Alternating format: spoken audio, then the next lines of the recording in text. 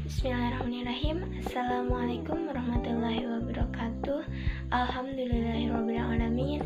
Di sini saya Melasari bersama rekan saya Jawad SK Karim dari kelompok 10 mata kuliah evaluasi pembelajaran yang diampu oleh dosen Bapak Dr. Abdul Aziz MPDI yang telah memberikan kesempatan kepada kita semua untuk berdiskusi pada pekan hari ini, yang insya Allah kami akan menjelaskan materi mengenai mengolah nilai, di mana mengenai mengolah nilai itu terdapat 3 subpokok pembahasan.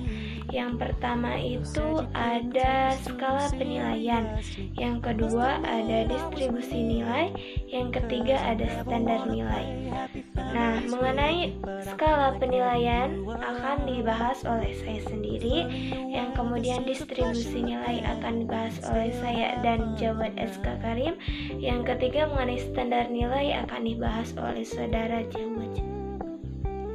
Langsung saja kepada materi pertama, yaitu mengenai skala penilaian. Nah, mengenai skala penilaian itu terbagi kepada 4 skala. Yang pertama ada skala bebas. Nah, apa sih skala bebas itu? Yaitu skala yang tidak tetap. Jadi, seseorang guru ataupun dosen itu boleh memberikan nilai kepada muridnya itu dengan tingginya nilai misalkan 20. Misalkan seorang pendidik itu memberikan soal kepada para peserta didiknya sebanyak 20 soal. Lalu ada salah seorang peserta didik yang berhasil menjawab keseluruhan soal yang telah diberikan oleh pendidik itu sebanyak 20. Maka seorang pendidik itu berhak memberikan nilai paling tingginya itu 20, bukan 100, bukan 50. Tetapi gimana itu maunya seorang pendidik. Yang kedua ada skala 1 sampai 10.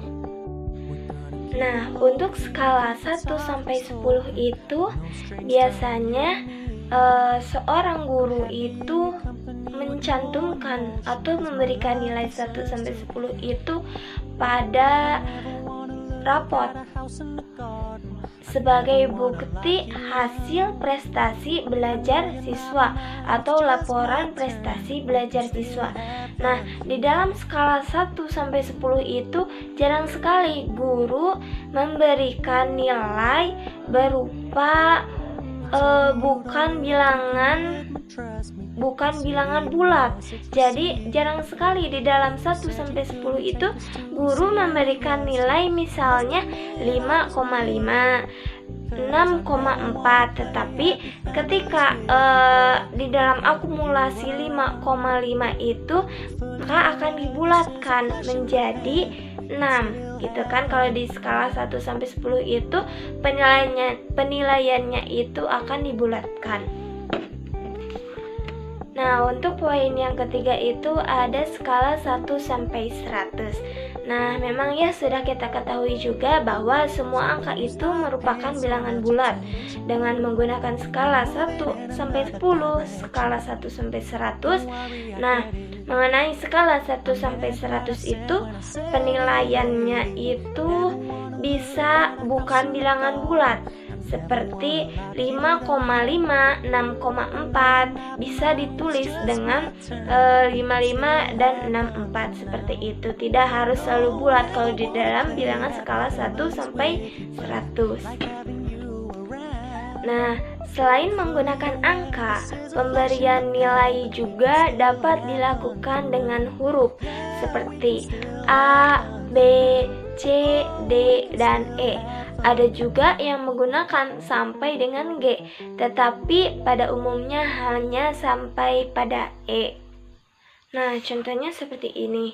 Jika di dalam angka 100 itu, angka skala 1 sampai 100 itu dari angka 80 sampai angka 100 itu, maka hurufnya itu adalah A, yaitu keterangannya baik sekali. Nah, jika di angka 10 yaitu 8,0 sampai 10,00, maksud angka 10 tadi itu skala 1 sampai 10 ya. Maka hurufnya itu adalah A, yaitu keterangannya baik sekali. Kemudian jika di angka 100, misalkan 66,79, kemudian di skala 1 sampai 10, 66, sampai 7,9, maka hurufnya itu adalah B, yaitu baik sekali. Nah, jadi sebagaimana telah kita tulis di dalam makalah juga bahwa cara yang digunakan untuk mengambil rata-rata dari huruf yaitu dengan mentransfer nilai huruf tersebut menjadi nilai dan angka terlebih dahulu. Maka ketika nilai tersebut huruf tersebut telah menjadi angka terlebih dahulu, akan gampang kita mau mengasih, misalkan tadi yang tadi dijelaskan itu 86 sampai 90, maka nilainya A.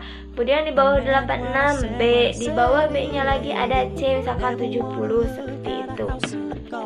Nah, dengan mengembalikan dahulu nilai huruf itu ke nilai angka, maka kita dengan mudah itu dapat mencari rata-ratanya. Nah, untuk poin yang kedua itu adalah distribusi nilai. Nah, distribusi nilai di sini terbagi kepada dua bagian. Yang pertama ada distribusi nilai berdasarkan standar mutlak, dan yang kedua ada distribusi nilai berdasarkan standar relatif. Namun di sini saya akan membacakan mengenai distribusi nilai berdasarkan standar mutlak. Nah, dengan dasar bahwa hasil belajar siswa dibandingkan dengan sebuah standar mutlak, atau dalam hal ini skor tertinggi itu yang diharapkan, maka tingkat penguasaan siswa akan terlihat dalam berbagai bentuk kurva. Nah, jika soal yang dibuatkan oleh seorang pendidik itu sangat mudah, maka otomatis sebagian siswa akan dapat mengerjakan soal-soal itu, dan tingkat pencapaiannya itu akan naik, yaitu akan tinggi. Nah, jika seorang pendidik memberikan soal yang sulit, maka ataupun sukar, maka tingkat pencapaiannya itu rendah, yaitu ke bawah. Nah, siswa yang mendapat nilai tinggi itu bisa jadi akan mendapatkan nilai 7, 8, dan 9. Sedangkan siswa yang mendapat atau sulit, sukar untuk menjawab pertanyaan dari seorang guru itu, maka akan mendapatkan nilai 3, 4, bahkan mungkin 2 dan 1. Hanya beberapa murid saja yang dapat mendapatkan nilai, dan mungkin tidak ada yang mendapat nilai 7. Namun demikian, dengan standar mutlak ini mungkin pula diperoleh gambar kurva normal jika soal-soal tes disusun oleh guru itu dengan tepat seperti sebagaimana kemampuan siswa-siswinya di sekolah ataupun di kelas. Mungkin cukup sekian pemaparan materi pertama bagian 1, yang selanjutnya akan dijelaskan oleh Saudari Jawad. Mohon maaf apabila banyak kekurangan dan kesalahan. Wabillahi taufiq wal hidayah. Wassalamualaikum warahmatullahi wabarakatuh.